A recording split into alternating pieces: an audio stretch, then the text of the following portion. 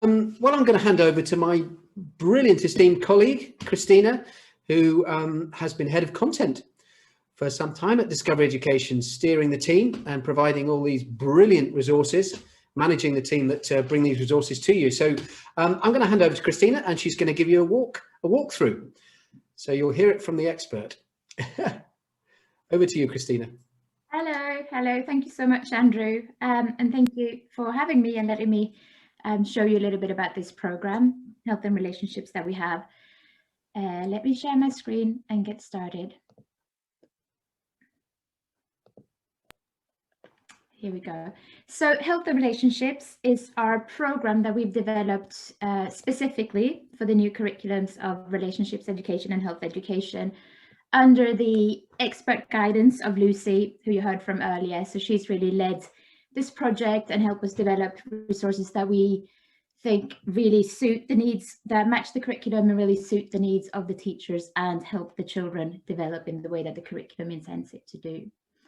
The program has 6 topics that are revisited every year from year 1 to 6. And the overarching aim really is to just help children develop healthy relationships, help them be resilient, develop safety skills to look after themselves, strategies to keep themselves healthy mentally as well as physically, and essentially just grow into respectful, resilient, and resourceful young adults as they go through primary school. And because of today's topic, I thought I would dive into our health and healthy bodies, healthy minds topic. So that's one of the 6. So just going to click on that. And as you can see, it has then 1 unit for each one of the year groups that addresses the topic in an age-appropriate manner.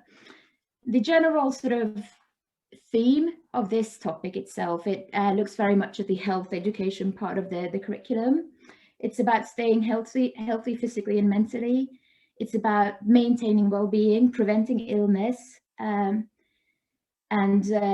developing a healthy lifestyle and making healthy lifestyle choices for yourself, very much for the sort of physical health part. And then in terms of the mental health, about developing positive self-worth, recognizing how to overcome unhealthy ways of thinking and really sort of, making choices for yourself, both to live healthily physically, but also knowing how to address any sort of negative feelings and behavior that you might recognize in yourself, and the skill to recognize those feelings too. So I'm going to start by showing you our topic overview. So that gives you a really good understanding of sort of how the topic progresses through the year groups, and what different areas children will learn about as they grow up. And as a school, you sort of decide whether you want to teach the same topic to the whole school at the same time, or whether you want to mix and match. So different year groups and different key stages are doing different topics from this curriculum. There's guidance in the program that will help you do that and help you implement the program and to do your planning, so that you know how you can deliver it in the way that's most effective for you. So I'll start by looking at Key Stage 1. So this is just the overview for the planning to help you get a sense of what's addressed at each year group, as I said. So at Key Stage 1 for this, you will see that in every topic, there are essentially 3 key areas. It's about physical health, mental health and well-being, and the safety skills that you have to develop. So in Key Stage 1, it's about keeping well, in the simplest terms, I would say. So it's about eating and exercising and sleeping. It's about self-care techniques to how to look after yourself, and how to seek support if you're feeling poorly. So where to go for help and how to ask people for help. And then if you go to lower Key Stage 2, we looked more at making healthy lifestyle choices. And now we're starting to look a little bit more about how children influence their own health and well-being. So how you yourself can make choices that are good for you, essentially. So we're looking at hygiene, we're looking at use of electronic devices, for instance, and how to recognize different emotions and manage those emotions and deal with them, and that it's okay to feel in different ways. and that different children might feel differently in different situations too, and that's okay. And then finally, at upper key stage 2, we're looking more into for physical health, about harmful substances, about alcohol and tobacco, about, very appropriate at this time, virus and bacteria, what they are, about vaccines and immunization, and how that can help you and how that helps us as a society to keep healthy. Essentially, it's about developing self-value and self-respect, techniques for self-care and looking after your mental health. Also looking at, as we go into year 6, about social media and how social media and the internet can affect your mental well-being and your feelings of self-worth, how to manage risk, recognize risk, both online and offline, and how to reach out for support, and how to report any abuse. So very much against those things that Lucy mentioned in the beginning about the sort of the skills, the knowledge, the skills, and the personal attributes of all of the things that you need as a package to really keep yourself healthy. So let me go back to our resources page, and I'm going to show you in detail a little bit about our lesson and what the different resources could look like. So you see in here the progression. I think I'll start by doing a little dive into year 3, potentially, which is about where we're looking quite a lot at your physical health. I'll start by showing you a video. So in every year group, you have a video that really kickstarts the conversation, that introduces the topics. As mentioned previously by Sam and Shiv, it's presented by children, led by children. So all the learning is delivered as sort of peer-to-peer learning by people, by young adults that the children can really relate to, so that it's designed to get them to interact, to talk, to share their experiences, and to get really excited about exploring the topics together as a group and by themselves. So I'll show you a little bit from this video to start with, so you can see. So in this video, this is actually my own children's favorite video for this program. It's Elise and Archie, our 2 presenters, are having some issues. It's Elise's birthday, and Archie has forgotten about that, sadly, but he's showing some really unhealthy habits, which Elise is trying to help him with.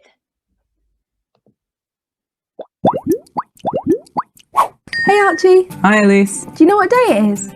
Yeah, it's Friday. I'm just trying to decide what to have for lunch. Oh, so it's a special lunch then?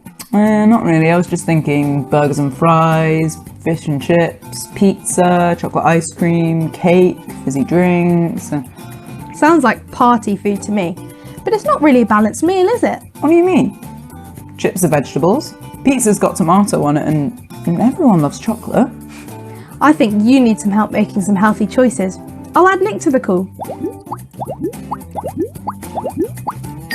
Hi Nick, how are you? Hello Elise, how are you? Good, thanks Nick. I was wondering, as a top chef, if you could help Archie work out what to eat. Sure thing. Archie, what do you usually like to eat? Well, usually pizza, burgers, chips, cake, all washed down with a fizzy drink. Well, why don't we try and mix it up a bit? See, things that have lots of sugar in them, like fizzy juice. I'll stop there just to make sure we have time. But this goes on, and Archie will learn a little bit about brushing his teeth and about sleeping and how important that is for his health as well. So coming back from that video, so then what follows is 3 lessons for this particular year group. So year 3, as we're talking about here. The first one, as you can see, is about the power of sleep. So how important sleep is for your physical health.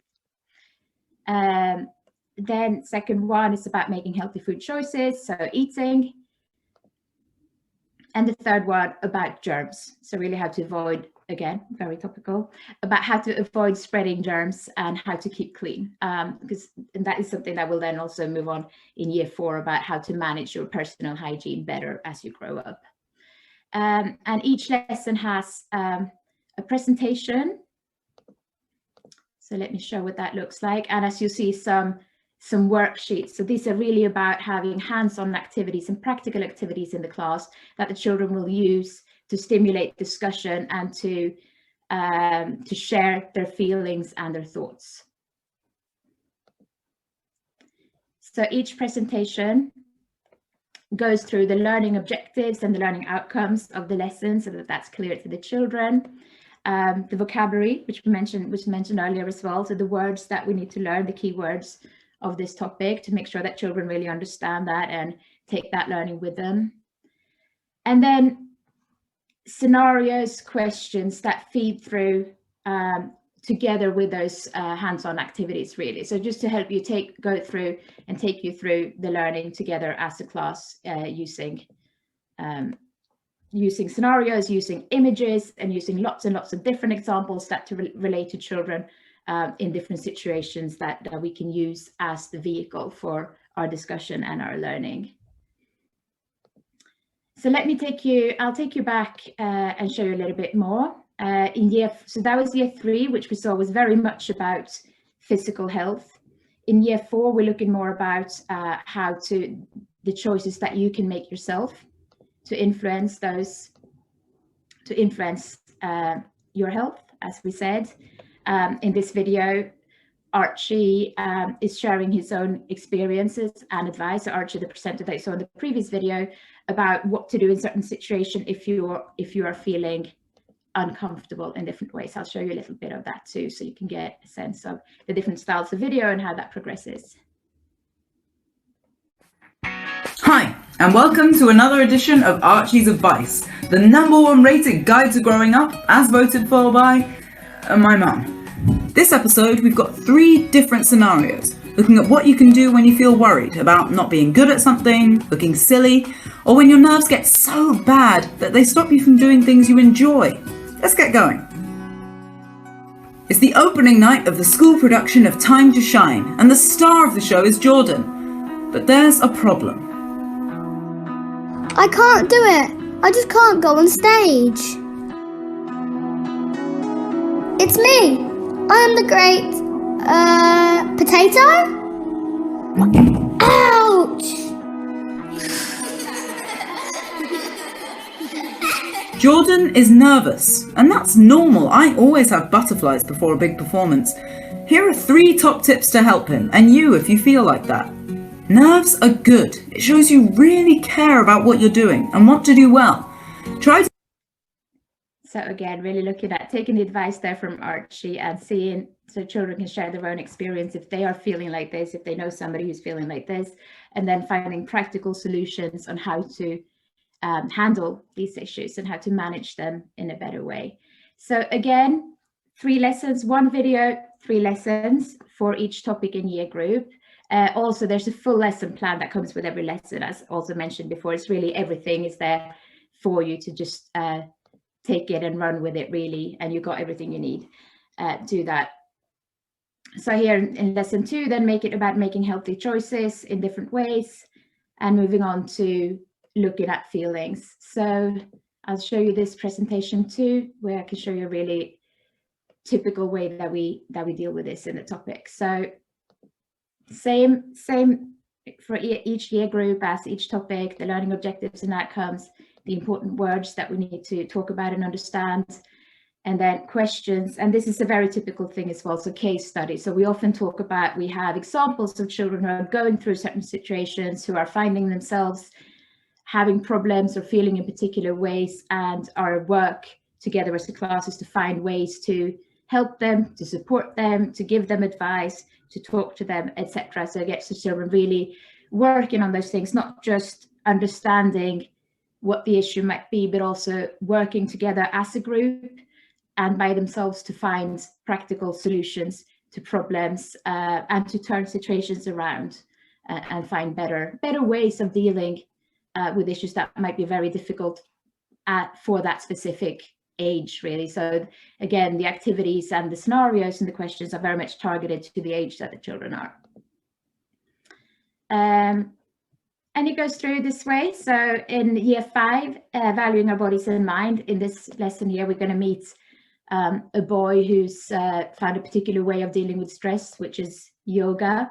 I won't show you this video now. I'm sure you can all watch them later if you want. But again, then we have lessons that are very much about self-worth, about valuing ourselves, turning negative thoughts and negative self-talk into more positive ways of thinking. So always giving children the opportunity to do this and to practice, to putting this into practice, not just knowing that it's something that you might want to do, but actually working on finding ways of doing that for yourself and really developing sort of a better self-esteem and resilience as you grow up.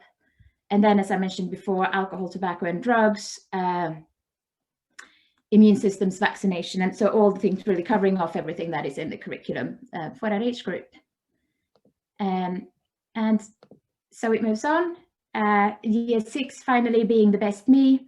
We're talking very much about self-worth, social media, all of the things that you need to know as you're moving into secondary school, potentially when you're starting to use the internet in a different way than you might have done in primary school, and talking about how that might affect you and really preparing you for developing resilience and developing the strategies to deal with negative feelings or negative self-worth that you might get from different scenarios again. So we're walking through scenarios, thinking about them, talking about them, discussing what that person might do in that situation that could make them feel better, essentially.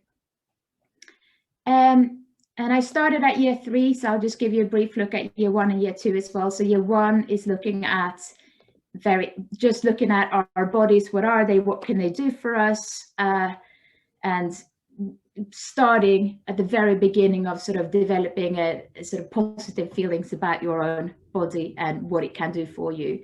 And in year 2, staying self and healthy. So thinking about in what kind of situations do you need to go to see a doctor? When do you need to call emergency services potentially, and how would you do that? So going through that whole spectrum essentially of learning.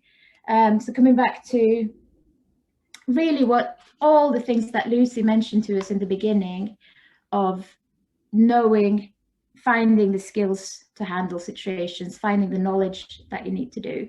And as an overall of this particular section, I would say, of the program, all of the learning years you see that has progressed from year 1 to year 6 is just about really developing the confidence in children to make healthy choices for themselves as they grow up, and whether those choices are for their mental health or physical health, but understanding that they can have their strategies for it, and there are ways that they can help themselves feel better and support each other. And yeah, thank you, Andrew, for letting me share that. Terrific. Thank you very much. Thank you very much. Brilliant, brilliant, brilliant. It's a terrific program, isn't it? And you might have heard, I don't know if you were on the call earlier, I was sharing my thoughts on that brilliant film with the ballet dancer and the racing car driver. It's just awesome, isn't it? It really does address those hidden stereotypes, perhaps, that sometimes are there at work, aren't they?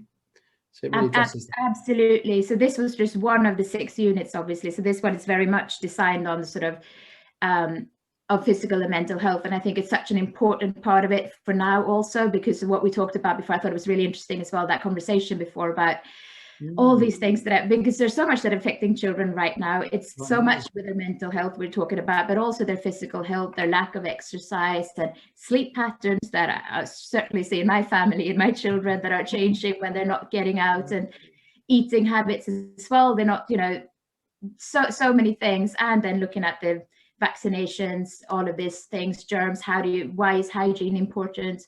All of these things that really help us with that part. But then that's just one strand out of all of these 6, right? So the other ones are about these things, their friendships, their relationships, how to recognize their family relationships too. We're having some great lessons that I was looking at yesterday about sort of just recognizing who are the people who support you in your family, in your community, who are the people who are important to us, and what all the things that they do, and also what is our role in all of that. What are my responsibilities at home, in school, in my community? What can I do? And really thinking about, at this time, I think about what we can do to support each other in that way, right?